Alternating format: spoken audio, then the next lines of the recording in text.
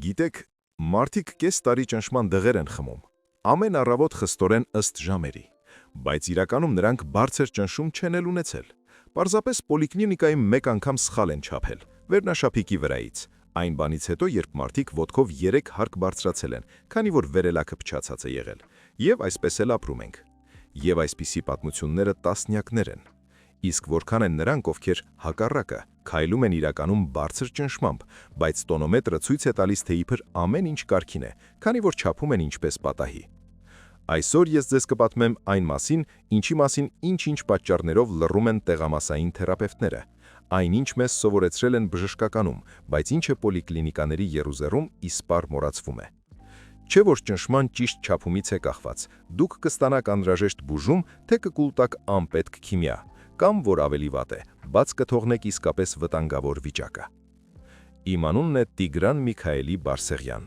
35 տարի ես օգնում եմ մարդկանց հասկանալ իրենց առողջական խնդիրները, եւ հավատացեք, այս տարիների ընթացքում ես ճնշման չափման այնքան սխալներ եմ տեսել, որ կբավականացներ առանձին դասագրքի համար։ Անպայման դիտեք մինչև վերջ։ Մեկ մանրուքի պատճառով տոնոմետրի թվերը կարող են տարբերվել 20-30 միավորով, իսկ դա արդեն մանրուք չէ, դա ախտորոշում է։ Առաջին բանը, որ դուք սխալ եք անում, այն է, որ կարծում եք, թե նախապատրաստումը սկսվում է հենց չափումից առաջ, բայց ոչ, նախապատրաստումը սկսվում է դեռ երեկվանից։ Պատկերացրեք, ուրբաթ երեկո է, դուք ընկերներով նշել եք Սուրենի ծննդյան օրը։ Դե մեկական բաժակ իհարկե կուլտուրական ձևով,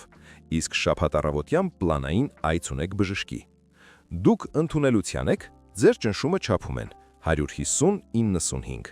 Բժիշկը խոժոռվում է, դեղահաբեր է նշանակում։ Բայց բանը ճնշումը չէ։ Բանն այն է, որ ալկոհոլը, անգամ փոքր չափավաժիններով, անոթները լարված է պահում ևս 1, նույնիսկ 2 օր։ Անոթները նեղանում են, սիրտ ավելի ուժեղ է աշխատում, ճնշումը սողում է վերև։ Սա ֆիզիոլոգիա է, այն չէ սխափի։ Նույնն էլ քնի պակասի դեպքում է։ Դուք մտածում եք, որ եթե քնել եք 4 ժամ, իսկ հետո տունդ թե եք խմել, ամեն ինչ նորմալ է, այսպես առույգ եք։ Օրգանիզմն այդպես չի մտածում։ Նրա համար քնի պակասը ստրես է, իսկ ստրեսը ադրենալինի արտանետում է, իսկ ադրենալինը անոթների նեղացում եւ ճնշման բարձրացում է։ Այնպես որ հիշեք, եթե վաղը գնալու եք ճնշում չափելու, այսօր ոչ մի ալկոհոլ, նույնիսկ 1 գավաթ գինի կամ գարեջուր, եւ նորմալ քնել է պետք, գոնե 7 ժամ։ Այնուհետև առավոտյան բժշկի գնալուց առաջ։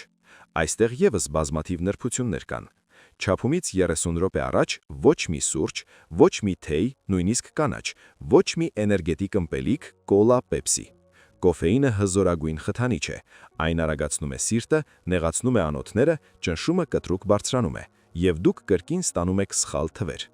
Ծխում եք, դե գոնե կես ժամ մինչև չափումը համբերեք։ Նիկոտինը նույն կերպ է աշխատում։ Անոթները սպազմի մեջ են, սիրտը արագացած։ Եվ չափումից առաջ կուշտ մի կերեք։ Առած սնունդը, հատկապես յուղոտն ու ծանրը, արյունն ուղղորդում է դեպի ստամոքս։ Օրգանիզմը վերակառուցվում է։ Ճնշումը կարող է եւ կտրուկ բարձրանալ, եւ ընկնել։ Դուք ուզում եք չափել ձեր սովորական ճնշումը, բայց ստանում եք անհասկանալի մի բան։ Հիմա դուք եկել եք պոլիկլինիկա, ուշացել եք 5 րոպե, վազելով բարձրացել եք աստիճաններով, վերելակը նորից չի աշխատում, ներս եք թռչում աշխատասենյակ, նստում եք ու բժիշկն անմիջապես ձգվում է դեպի տոնոմետրը։ Կանգ առեք։ Հենց այստեղ էլ սկսվում է գլխավոր սխալը։ Ֆիզիկական ծանրաբեռնվածությունից հետո պետք է անցնի գոնե 5-10 րոպե։ Անոթազարկը պետք է հանդարտվի, շնչառությունը հավասարվի, հակառակ դեպքում թվերը բարձր կլինեն։ Ընդ որում զգալիորեն 20-30 միավորով։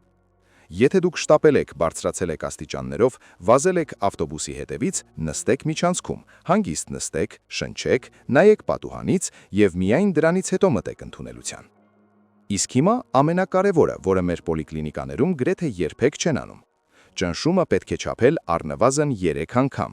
Ինչու՞։ Որովհետև առաջին չափումը գրեթե միշտ բարձր է լինում։ Դա կոչվում է սպիտակ խալաթի էֆեկտ։ Դուք հուզվում եք, թեկուզ եւ անգիտակցաբար։ Օրգանիզմը լարվում է, անոթները սեղմվում են, ճնշումն աճում է։ Ես դա տեսնում եմ անընդհատ։ Առաջին անգամ չափում եմ 140-ի 90։ Պացիենտը գունատվում է, բժիշկ, ինձ մոտ երբեք նման բան չի եղել։ Սպասում եմ 3 րոպե, չափում եմ երկրորդ անգամ 125-ի 80։ Եվս 3 րոպե անց 120-ի 80։ Ահա սրանք արդեն իրական թվեր են։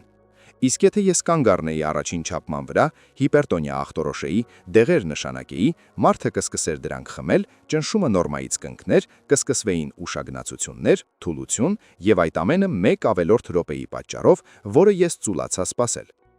Իդեալական տարբերակում պետք է չափել 2 ձեռքերի վրա, 3 անգամ մեկի վրա, 3 անգամ մյուսի վրա։ Ես հասկանում եմ, որ իրականում տեղամասային թերապևտը դրա համար ժամանակ չունի, նա այնտեղ 20 հոգուց բաղկացած հերթ ունի, յուրաքանչյուրին 12 րոպե, բայց դուք ձեզ կարող եք դա թույլ տալ տանը։ Գրեք մեկնաբանություններում, արդյոք ձեզ երբևէ բժշկի ընդունելության ժամանակ գոնե 1 անգամ ճնշում չափել են, իսկ 3 անգամ։ Ինձ իսկապես հետաքրքիր է, թե ինչպես են գործերը մարզերում։ Այնուհետև մարմնի դիրքը։ Սա ուղղակի չափազանց կարևոր է, եւ սա գրեթե ոչ ոք չի պահպանում։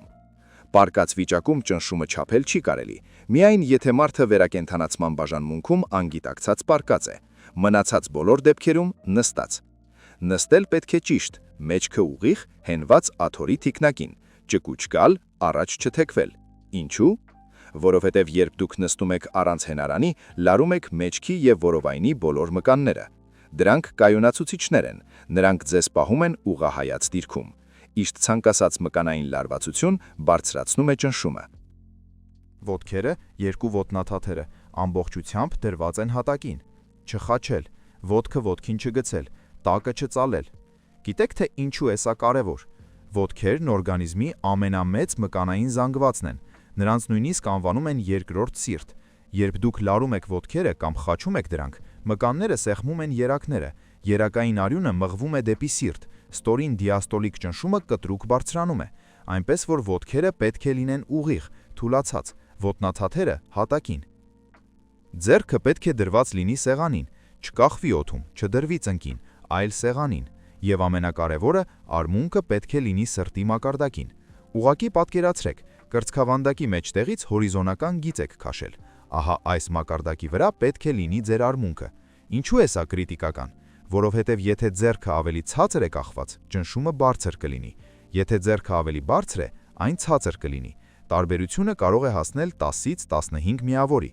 իսկ դա արդեն անճշտություն չէ, դա նորմայի եւ հիպերտոնիայի միջև եղած տարբերությունն է։ Հատկապես սա կարևոր է նրանց համար, ովքեր օգտագործում են դաստակային տոնոմետրեր։ Մարդիկ հագնում են դրանք եւ պահում ձեռքը որտեղ պատահի, փորի մոտ, ծնկի մոտ, թափահարում են օդում, բայց պետք է պահել խստորեն սրտի մակարդակին, հակառակ դեպքում թվերն աղբեն։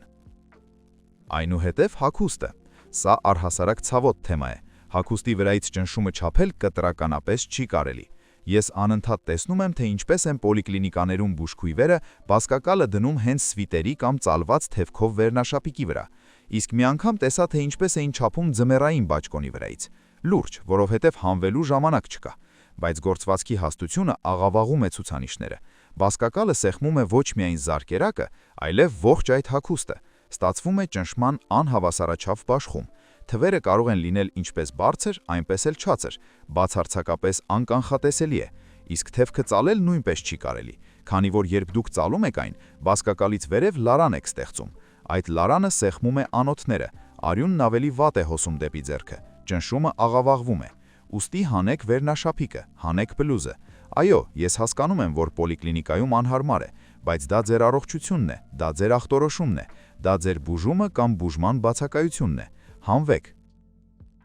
Այժմ բուն տոնոմետրի մասին։ Շատերը մինչ օրս կարծում են, որ էլեկտրոնային տոնոմետրերը ստում են, որ պետք է միայն մեխանիկականով չափել, այն տանձիկով, մանոմետրով, ստեթոսկոպով։ Դա առասպել է։ Էլեկտրոնային տոնոմետրերը չեն ստում, եթե դրանք ճիշտ են տրամաչափված եւ եթե դուք ճիշտ եք դրանցից օգտվում, դրանք տալիս են ճշգրիտ արդյունքներ։ Խնդիրն այն է, որ մարդիկ չգիտեն ինչպես օգտվել դրանցից։ Դրա համար էլ առաջանում են տարաձայնություններ։ Իսկ մեխանիկական տոնոմետրը առանձին արվեստ է։ Պետք է կարողանալ փչել տանձիկը, սահում բաց թողնել օդը, միաժամանակ ստետոսկոպով լսել կորոտկովի տոները եւ հետևել մանոմետրի սլաքին։ Բժշկականի ոչ բոլոր շրջանավարտներն են դա կարողանում անել։ Ես լուրջ եմ ասում։ Խնդրեք հոգեբանին կամ մանկաբուժին ձեր ճնշումը չափել մեխանիկական տոնոմետրով։ Նրանց կեսը կշփոթվի։ Այնպես որ վերցրեք սովորական էլեկտրոնային ուսայինը, ամենահուսալին։ Դաստակայինը նույնպես կարելի է, բայց հիշեք սրտի մակարդակի մասին։ Եվ եւս մեկ կարևոր պահ։ Տոնոմետրերը պետք է թարմացնել յուրաքանչյուր 4 տարին մեկ։ Սա տեխնիկա է։ Այն մաշվում է, թուլանում է, տվիչները կորցնում են ճշգրտությունը։ Եթե ձեր տոնոմետրը 4 տարեկանից մեծ է, ստուգեք այն, գնացեք պոլիկլինիկա, խնդրեք չափել ճնշումը իրենց սարքով, ապա ձեր։ Եթե տարբերությունը 5 միավորից ավելի է, փոխելու ժամանակն է։ Այժմ բասկակալի չափսի մասին։ Ահա սա քչերը գիտեն։ Բասկակալները լինում են 3 չափսի՝ մանկական, ստանդարտ եւ մեծ։ Ստանդարտը ուսի շրջագծով 26-ից 32 սանտիմետր է։ Սա մեծահասակների մեծամասնության համար է։ Բայց եթե ձեր ուսը 32 սանտիմետրից մեծ է, իսկ դա հաճախ է պատահում խոշոր կազմվածք ունեցող տղամարդկանց կամ ավելորդ քաշ ունեցող մարդկանց մոտ, ապա ստանդարտ բասկակալը կաշխատի որպես լարան։ Այն չափազանց ուժեղ է սեղմում, ամբողջությամբ չի ընդգրկում ուսը։ Արդյունքը բարձր թվեր են, երբեմն 20-30 միավորով։ Մարդը գալիս է, նրան չափում են, տեսնում են 160-100 անդ, հիպերտոնիա են ախտորոշում, դեղեր են նշանակում, բայց պարզապես պետք էր վերցնել մեծ բասկակալ եւ կստացվեր 130-85, նորմայի վերին սահմանը։ Այնպես որ եթե դուք խոշոր կազմվածք ունեք, գնեք տոնոմետր մեծ բասկակալով կամ գնեք այն առանձին։ Իսկ հիմա թե ինչպես ճիշտ հագցնել բասկակալը։ Բասկակալի վրա կա նշան, սլակ կամ զարկերակ գրություն։ Այն պետք է ուղղված լինի դեպի վար, ուսի ներքին կողմի կենտրոնով։ Գտնում ենք արմնկային ծալքը, որտեղից արյունից վերցնում արյուն, այդտեղից դեպի վեր ենք դնում 2 մատ եւ այնտեղ ենք դնում բասկակալի ստորին եզրը։ Փաթաթում ենք ուսի շուրջը, ձգում ենք, բայց ոչ ուժեղ, բասկակալի տակով պետք է ազատորեն անցնի 1 մատ։ Եթե բասկակալը շատ թույլ է, տոնոմետրը չի որսա անոթաձարքը։ Եթե շատ կիպ է, կսեղմեք անոթները, կստանաք բարձր թվեր։ Վերջ։ Բասկակալը հագցված է, ձեռքը դրված է սեղանին, արմունկը սրտի մակարդակին է, մեջքը ուղիղ է, ոտքերը թուլացված։ Սեղմում ենք մեկնարկի կոճակը։ Եվ հիմա ամենակարևորը՝ շնչեք հանգիստ։ Մի պահեք շնչառությունը, մի խոսեք, մի շարժվեք։ Պարզապես նստեք եւ սպասեք։ Որքան հաճախ է պետք չափել ճնշումը։ Եթե դուք առողջ եք եւ երբեք ճնշման հետ խնդիրներ չեք ունեցել, բավական է տարին 2 անգամ կանխարգելման համար։ Եթե ձեզ մոտ արդեն ախտորոշված է հիպերտոնիա եւ ընտրված է բուժում, ապա 3 տարին մեկ շաբաթ անընդհատ չափեք առավոտյան եւ երեկոյան, գրանցեք օղակում։ Եթե ամեն ինչ կայուն է, ապրում եք հանգիստ շարունակելով։ Եթե կան տատանումներ, գնում եք բժշկի մոտ թերապիան շտկելու։ Իսկ ահա երբ նոր են ընտրում բուժումը, այդ ժամանակայո պետք է չափել ամեն օր առավոտյան եւ երեկոյան, որպեսզի բժիշկը տեսնի, թե ինչպես է փոխվում ճնշումը օրվա ընթացքում, ինչպես են ազդում դեղերը, արդյոք բավարար է չափաբաժինը։ Եվ հիշեք, ժամանակակից բժշկության մեջ չկա այնպիսի ճնշում, որը հնարավոր չէ վերահսկել։ Ցանկացած ճնշում կարելի է պահել նորմայի սահմաններում, եթե ճիշտ ընտրվեն դեղերը եւ եթե պացիենտը դրանք ընդունի։ Եվ եւս մեկ պահ, որը կարող է փրկել ձեր կյանքը։ Երբ առաջին անգամ չափում եք ճնշումը, անպայման արեք դա 2 ձեռքերին։ Ինչու՞։ Որովհետև եթե ձեռքերի միջև տարբերությունը 10-15 միավորից ավելի է, դա տագնապալի նշան է։ Դա կարող է վկայել զարկերակների նեղացման, անոթների բորբոքման, աթերոսկլերոզի մասին։ Ես մի դեպք ունեցա։ Եկավ մոտ 60 տարեկան մի տղամարդ, գանգատվում էր գլխապտույտից։ Չափում եմ ճնշումը աջ ձեռքին, 180-100։ Մտածում եմ հիպերտոնիկ կրիզ է։ Հիմա շտապօգնություն եմ կանչելու, բայց ինչ-որ բան ինձ ստիպեց չափել ձախի վրա։ Չափում եմ 130-85, գրեթե նորմա է։ Ուղարկեցի անոթների ու ԶՀ-ի։ Պարզվեց աջ ենթանրակային զարկերակի ծանր աթերոսկլերոզ է։ Անոթը նեղացած էր 70%-ով։ Մի փոքր էլ եւ ինսուլտ կլիներ։ Նրան շտապ վիրահատեցին, ստենտ տեղադրեցին։ Հիմա ապրում է, բարևում է, երբ հանդիպում ենք։ Իսկ եթե ես չափեի միայն մեկ ձեռքի վրա, չգիտեմ թե ինչով ամեն ինչ կավարտվեր։ Էլ ինչ եմ ուզում ասել։ Գիտեք որն է բարձր ճնշման դեմ ամենաարդյունավետ միջոցը։ Ոչ թե դեղահաբերը, այլ քաշի նվազեցումը։ Եթե դուք ունեք ավելորդ 20 կիլոգրամ եւ բարձր ճնշում, գցեք գոնե 5-7 կիլոգրամ։ Ճնշումը ինքնաբերաբար կընկնի 10-15 միավորով, առանց որևէ դեղորայքի։ Ես տեսել եմ տասնյակ նման օրինակներ։ Մարդիկ գալիս էին ինձ մոտ 150-95 ճնշմամբ, ճարպակալմամբ, շնչարգելությամբ։ Մենք աշխատում էինք քաշի նվազեցման վրա, ճիշտ սնուցում, ռեժիմ, ոչ մի քաղցադուլ եւ էքստրեմալ դիետա։ Կես տարվա ընթացքում մարդը կորցնում էր 10-15 կիլոգրամ եւ ճնշումը վերադառնում էր նորմայի։ Ոմանց նույնիսկ ամբողջությամբ չեղարկում էին դեղահաբերը, պատկերացնում եք, որովհետև ավելորդ քաշը ծանրաբեռնվածություն է սրտի, անոթների, ողջ օրգանիզմի համար։ Սիրտը արյունը մղում է ավելորդ կիլոգրամներով ճարպի միջով, անոթները լարվում են, ճնշումն աճում է։ Վերացրեք ավելորդ քաշը, կվերացնեք եւ խնդիրը։ Ահա եւ դուք իմացաք այն ամենը, ինչ պետք է իմանալ ճնշման ճիշտ չափման մասին։ Եկեք եւս մեկ անգամ հակիրճ կրկնենք։ Նախորդին ոչ մի ալկոհոլ, նորմալ քնել։ Չափումից առաջ կես ժամ առանց սուրճի, թեյի, նիկոտինի։ Կուշտ չուտել։ Եթե վազել եք, նստել եւ շունչ քաշել։ Չափել նստած, մեջքը ուղիղ, հենված աթոռի թիկնակին։ Երկու ոտքերն էլ հատակին, չխաչել։ Ձեռքը սեղանին, արմունքը սրտի մակարդակին։ Հագուստը հանել, բազկակալը ճիշտ հագցնել։ Արմնկային ծալքից 2 մատ բարձր։ Չափել 3 անգամ, 3-4 րոպե ընդմիջումով։ Առաջին անգամը կարելի է հաշվի չառնել, այն հաճախ բարձր է լինում։ Վերցնել միջինը երկրորդ եւ երրորդ չափումներից։ Առաջին անգամ չափել 2 ձեռքերին, եթե տարբերությունը 10 միավորից ավելի է, դիմել բժշկի։ Տոնոմետրը թարմացնել յուրաքանչյուր 4 տարին 1, բազկակալն ընտրել ըստ ձեռքի չափսի։ Եթե առողջ եք, չափել տարին 2 անգամ, եթե բուժվում եք, 3 ամիսը 1 շաբաթ անընդմեջ։ Եվ ամենակարևորը, եթե կա ավելորդ քաշ, աշխատեք դրա վրա։ Դա հիպերտոնիայի լավագույն կանխարգելումն ու բուժումն է։ Շնորհակալություն մինչև վերջ դիտելու համար։ Եթե օգտակար էր, դրեք լայք, բաժանորդագրվեք ալիքին։ Եթե ունեք բարձր ճնշմամբ ծանոթներ, ուղարկեք նրանց այս տեսանյութը, թող նրանք էլ իմանան, թե ինչպես ճիշտ չափել։ Իմ ալիքում կան առողջության, երկարակեցության, հիվանդությունների կանխարգելման վերաբերյալ էլի շատ օգտակար նյութեր։ Ամեն ինչ անվճար է, ամեն ինչ հասկանալի լեզվով է, առանց բժշկական լատիներենի։ Պահպանեք ձեզ եւ հիշեք, ձեր առողջությունը ձեր ձեռքերում է, ոչ թե պոլիկլինիկայի բժշկի ձեռքերում, ով ձեզ տեսնում է տարին 1 անգամ 12 րոպեով, այլ ձեր։